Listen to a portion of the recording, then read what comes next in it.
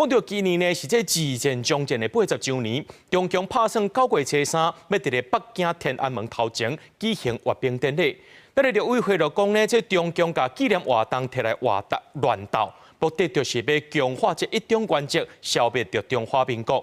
而且也宣布讲禁止中央地方的政府官员做过国防外交，甚至是国安，也个这小将以上的人员呢，袂当去到中国参加活动，违规者上严重会取消退休俸。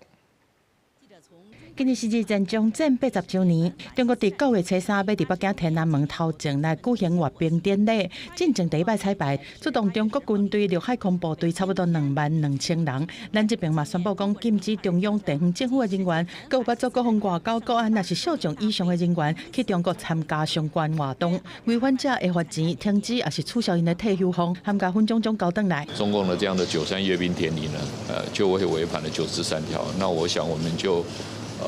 会依照相关的规定来处置。中华民国对日抗战期间，中华人民共和国根本不存在，但中共政权近年来一再扭曲事实，误导国人，混淆国际社会认知。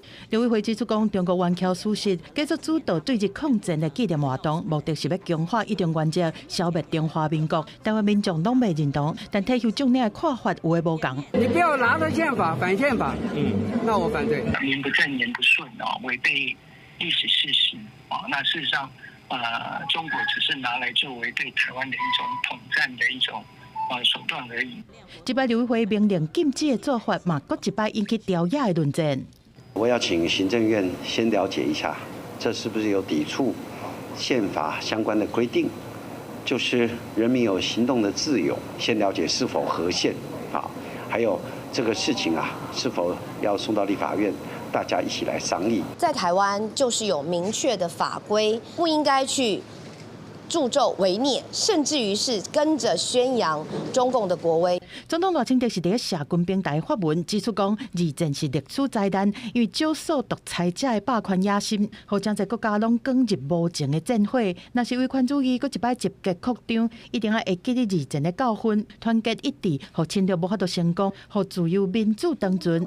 记者综合报道。